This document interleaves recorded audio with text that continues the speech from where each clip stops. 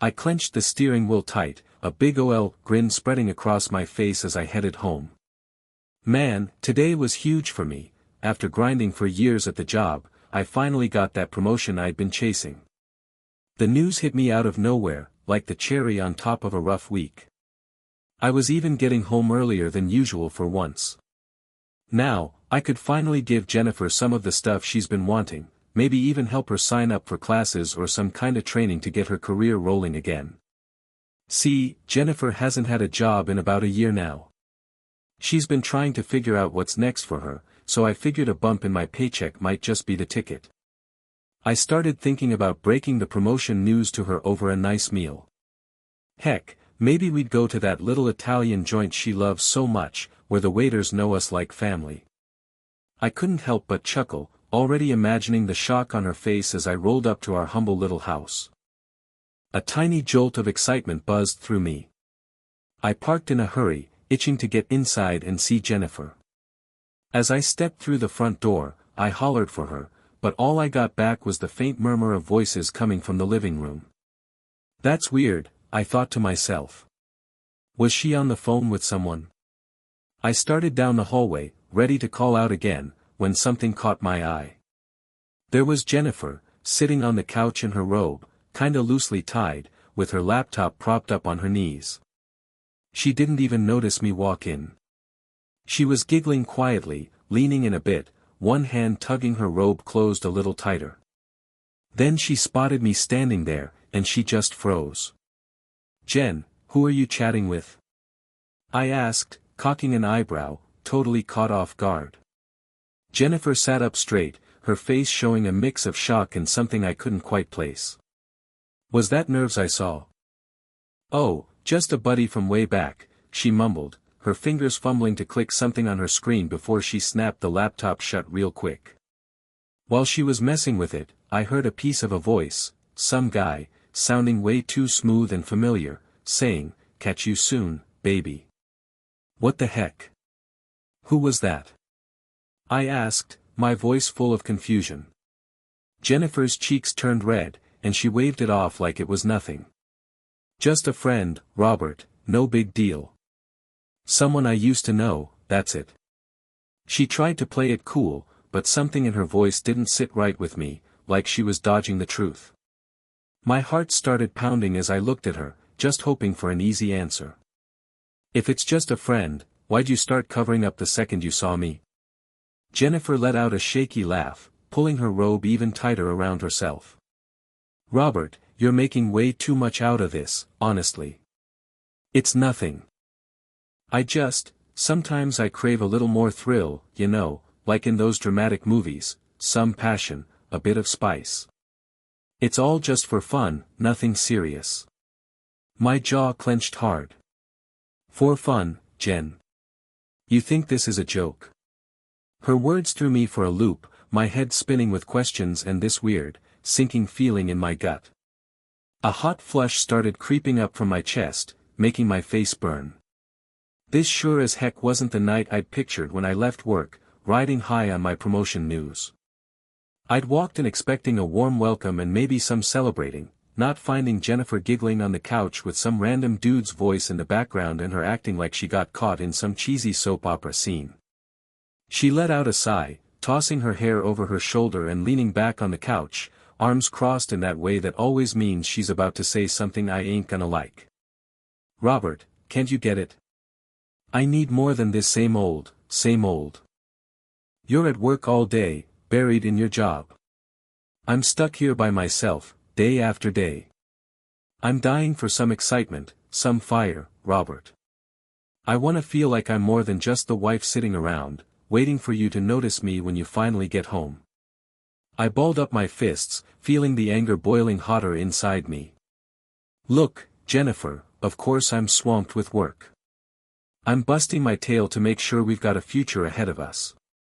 You get to stay home, not stress over bills, and take your time figuring out what you want to do with your career, all because I'm holding down the fort for both of us. And now you're saying that ain't enough for you?"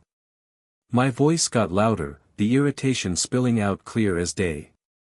She rolled her eyes at me and flashed this smug little smirk. Come on, Robert, you're blowing this way out of proportion, seriously. It's no big deal.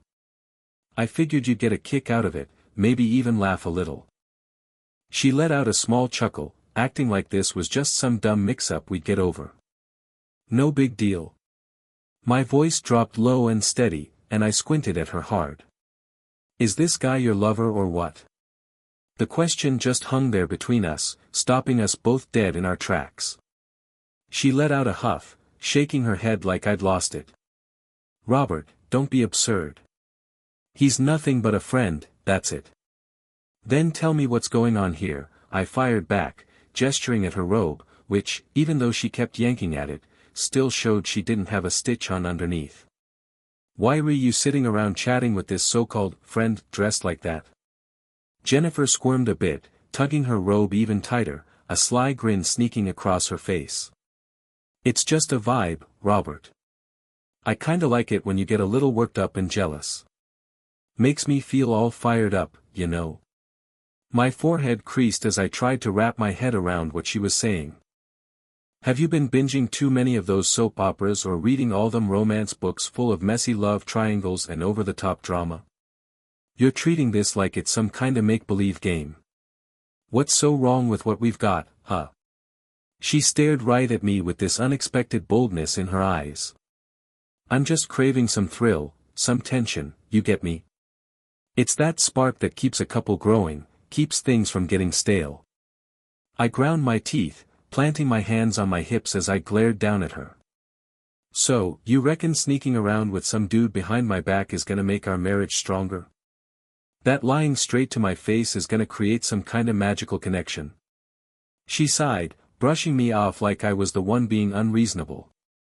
Robert, I don't think you're seeing this right. You're wiped out, probably fried from all that work, and it's just got you all riled up over nothing. I let out a bitter laugh. Riled up? Nah, Jennifer, I'm flat out mad. I'm pretty damn sure this guy's your lover, and I'm almost scared to think about what you've been up to with him while I'm slaving away at work. Have you even stopped to consider how crazy this sounds, risking everything we've built just 'cause you're bored out of your mind? At that, Jennifer's expression shifted, her eyes narrowing as she pressed her lips together, putting on this dramatic, almost fake look of being insulted. Oh, so now you're straight up accusing me of cheating, she said, her tone dripping with sarcasm. Robert, I can't believe you'd think so low of me. I took a deep breath, my patience just about gone. Prove it then. Show me everything, your messages, your call logs, the whole deal. Let's see if you're really being straight with me about this friend of yours. I want to know exactly what's been going on while I'm breaking my back to keep us afloat. Right then, Jennifer's face turned red, that playful act of hers disappearing, replaced by a dark, stormy glare. No way, she snapped, clutching her laptop tight against her chest. I've got a right to my own space, Robert. Ever heard of privacy? I don't need you snooping through my stuff.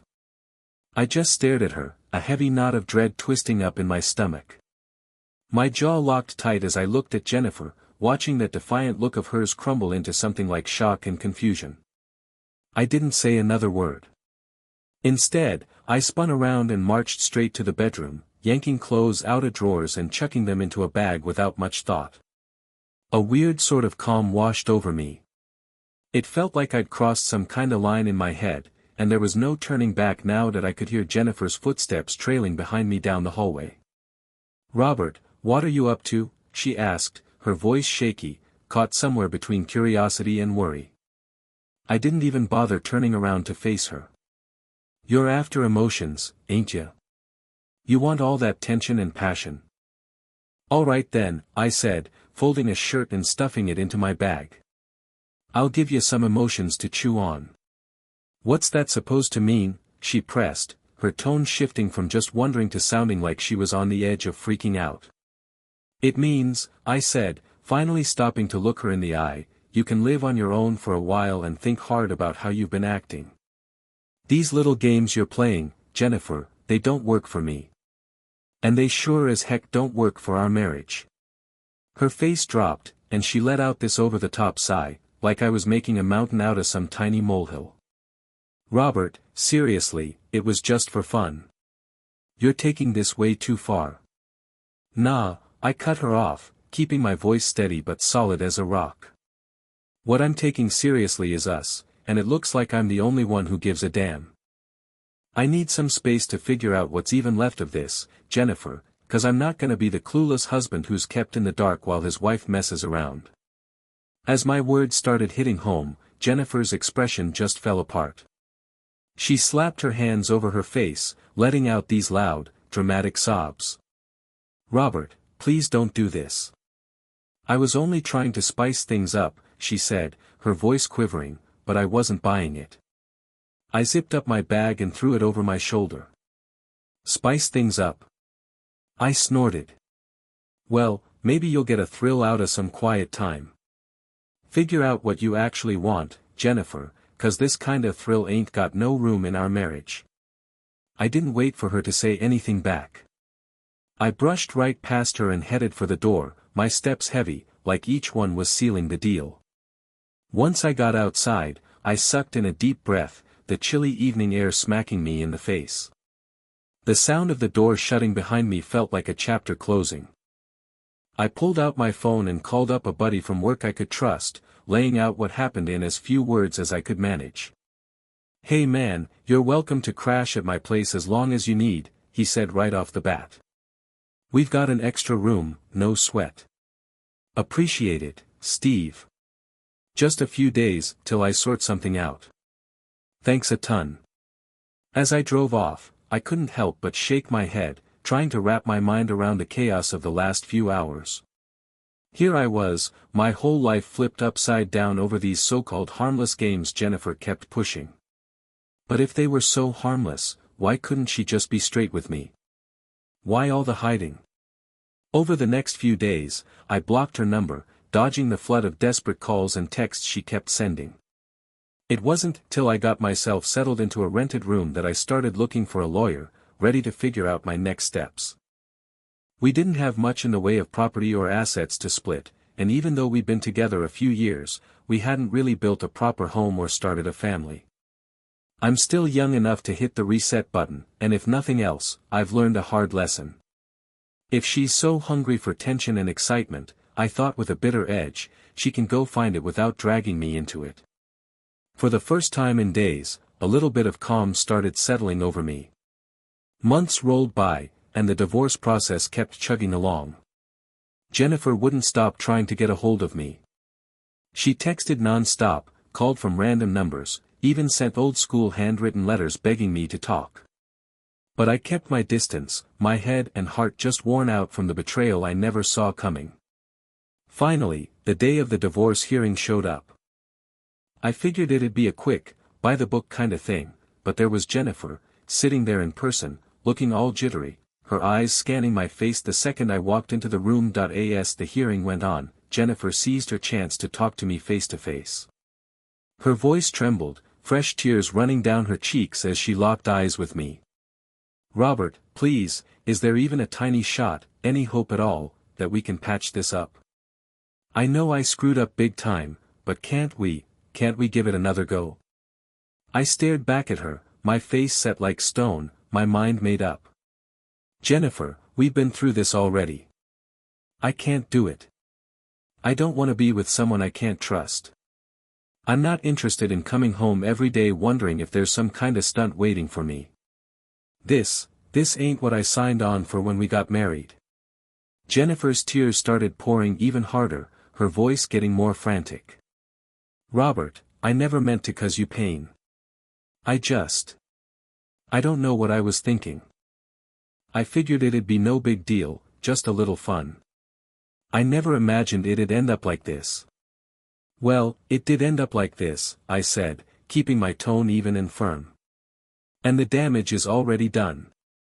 I don't need that kinda chaos in my life, Jennifer.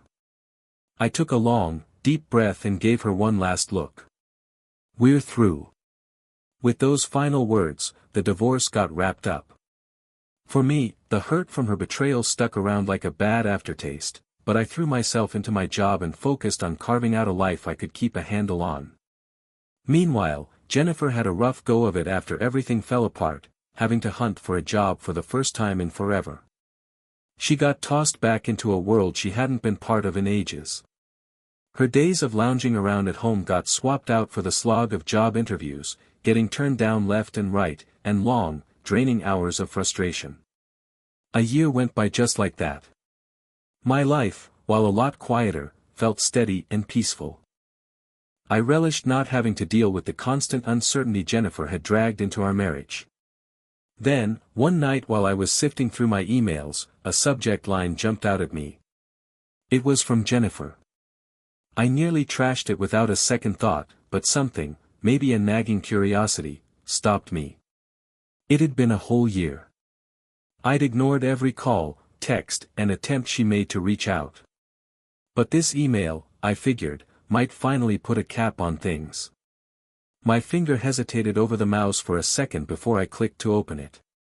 As I read through the email line by line, my feelings were all over the place: shock, anger, and something else I couldn't pin down, maybe a sliver of respect.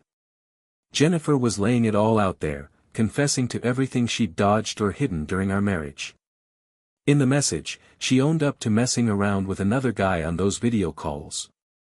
They were intimate, even steamy video chats, she admitted. Back then, she wrote, she'd convinced herself it was harmless, just a way to jazz up her boring days.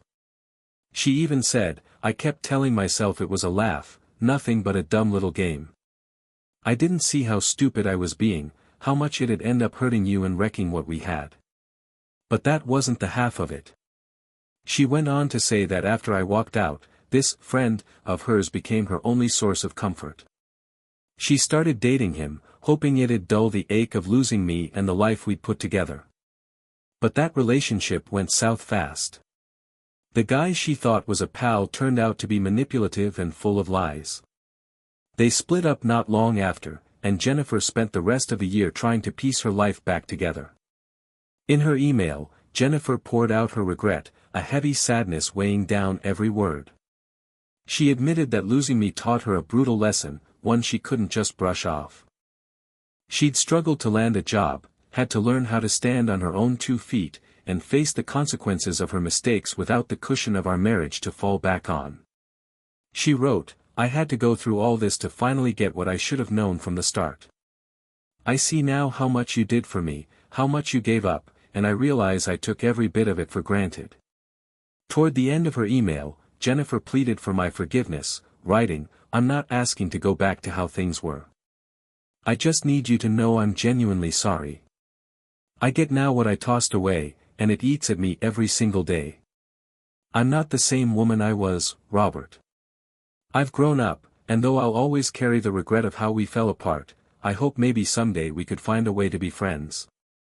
But if that's not in the cards, I just had to tell you the truth one last time and ask again for your forgiveness. I leaned back in my chair, reading her email over again. I hadn't expected this kinda honesty, definitely not this much soul-searching from her. Her openness hit me hard, the way she owned up to her screw-ups and laid out her remorse. For a split second, I felt a flicker of respect for her grit, for the changes she said she'd made in herself. But even as I recognized this different side of her, deep down I knew there was no turning back. Too much had gone down, and the pain cut way too deep to just brush aside. For days, I went back and forth on whether to reply. Part of me wanted to at least acknowledge her apology, to give her the closure she seemed to be after. Another part figured staying silent might say all I needed to. After mulling it over for a while, I finally sat down to type out a response. I knew exactly what I wanted to get across. I'd replayed the hurt, the shock, and the disbelief from that night a year ago in my head 1,000 times. If she wanted the real deal, I'd lay out my side of the story, raw, no sugarcoating. Jennifer, I started, my fingers steady on the keyboard, the words flowing like I was just talking to her face to face. I read your email, and I'm glad you came clean with the truth. But I reckon you ought to know what was running through my head that night, the night I got home early. I just landed a promotion at work. I was over the moon, couldn't wait to share that win with you, to celebrate with my wife. I was itching to tell you how our future could finally start shaping up like we'd always hoped. We could have been set, and I wanted to help you find something that'd make you happy too. But instead, I walked right into a gut punch. What you called a silly game felt like a straight-up betrayal, like a slap across my face. It wasn't just a slip-up, Jennifer. It's a memory I can't shake, and even now, I can still picture you sitting there, giggling on that call like nothing in the world mattered. It felt like everything I'd busted my tail for meant nothing to you. I stopped for a moment, looking over what I'd typed, letting that old hurt bubble up for the first time in months. I hadn't really let myself dive back into that night until now, but somehow, putting it down in words felt like something I had to do. When I walked out of that house, I knew I was doing the right thing. That feelings never wavered. This past year's shown me how much better off I am, not having to deal with the mind games, the constant wondering, and the shame of not knowing what'd hit me next. I'm glad you figured out where you went wrong and that you're trying to move ahead. But for me, my future doesn't have you in it. We ain't gonna be friends, and we sure as heck won't ever be a couple again. I've got no desire to cling to what we had, and I don't want any reminders of what you pulled. Goodbye, Jennifer, and let's just leave it at that. I typed my name at the bottom, then gave the email one last read-through. I didn't feel any rush or anger anymore, just a quiet calm from knowing I'd said my piece. With one click, I sent it off and leaned back in my chair, a weight lifting off my chest. In the stillness that followed, it hit me, I'd finally let her go for good.